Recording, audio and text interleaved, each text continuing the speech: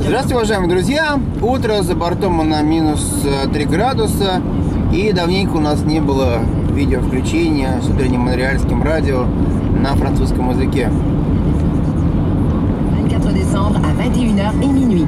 L'Oratoire Saint-Joseph vous souhaite des fêtes lumineuses.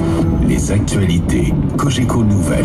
Le mercredi 18 décembre, ici Stephen Zerbinski. Voici les nouvelles. En dernière heure, le titre de SNC-Lavalin qui a été suspendu ce matin à la Bourse de Toronto. Dans un communiqué, on peut lire que les arrêts des opérations sont mis en œuvre afin d'assurer le bon fonctionnement d'un marché équitable. Rappelons que c'est aujourd'hui qu'on va connaître la date du procès de la firme d'ingénierie qui fait face à des accusations de fraude et de corruption. Bien sûr, plus de détails sont à venir. La présidente de la Commission spéciale sur les droits des enfants et la protection de la jeunesse, Régine Laurent, présente ce matin le bilan des travaux des derniers mois. Madame Laurent dit avoir observé que le gouvernement québécois disposait d'une situation financière enviable. Elle a donc invité à agir sans tarder afin de venir en aide à la jeunesse québécoise en détresse. Dès la création de la commission, le premier ministre s'est montré ouvert à agir avant la fin de notre mandat si des mesures étaient identifiées et pouvaient être à la fois efficaces et applicables rapidement. Nous estimons que la préparation du prochain budget provincial offre une opportunité de faire bouger les choses sans attendre. Caroline Mulroney ferme la porte à la course à la direction du Parti conservateur du Canada.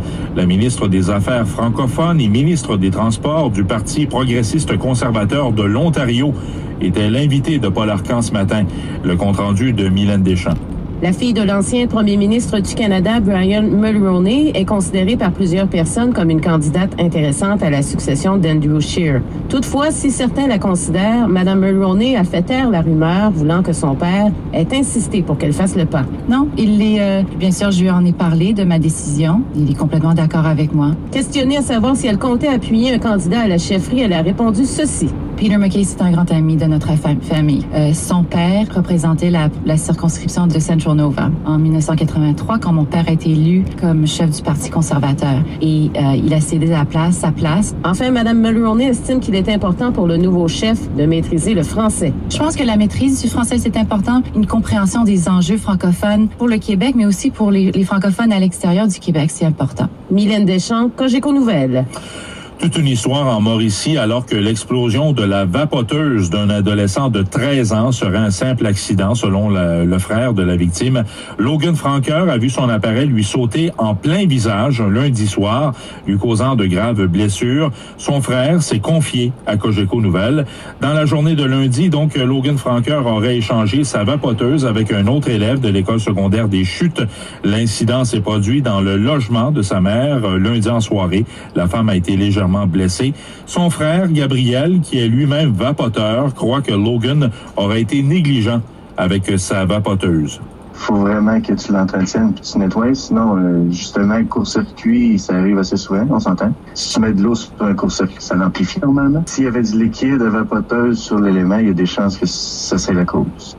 Et au sport, le populaire milieu de terrain québécois Samuel Piette a signé avec l'Impact de Montréal un nouveau contrat de 3 saisons, assorti d'une année d'option pour la campagne 2023. L'athlète de 25 ans qui a disputé 70 matchs lors des 3 dernières saisons avec l'Impact a lui-même fait l'annonce de sa réembauche. J'ai reçu un cadeau de Noël à l'avance. Je viens tout juste de signer une nouvelle entente avec l'Impact de Montréal. Donc, je suis avec vous jusqu'en 2022. J'en profite pour vous souhaiter de joyeuses fêtes et une très bonne année 2020. On se voit en février pour le premier match de la Ligue des Champions. C'était Samuel Piette de l'Impact de Montréal. Vous écoutez Cogeco Nouvelles. Ну вот самое интересное, это 2 новости, да. Новость по поводу того, что, как я считаю, по поводу того, что правительство Квебека не выделяет достаточно денег для того, чтобы финансировать всякие разные молодежные проекты и молодежь, которая нуждается в финансовой поддержке. И, соответственно, была создана специальная комиссия для этого, которая сказала, что сделано недостаточно, и которая настаивает на том, чтобы в следующем бюджете эта статья была увеличена. И вторая новость, это новость по поводу того, что еще один потомок бывшего премьер-министра Канады, в данном случае дочка премьера Марлони. В общем, я не помню, как это правильно произносится, потому что это было до меня, это было еще в 90-х годах, в начале 2000-х. Так вот, она тоже принимает участие в гонке за лидерство в консервативной партии после отставки Эндрю Шира. Да. Напоминаю вам, что глава консервативной партии Канады объявил о том, что он уходит в отставку, и, соответственно, сейчас в партии начинаются активные баталии за место лидера партии и, соответственно, скорее всего, будущего премьер-министра Канады. Вот такие вот утренние новости на французском языке. Всем откланяюсь, всем отличного дня и счастливо. Пока.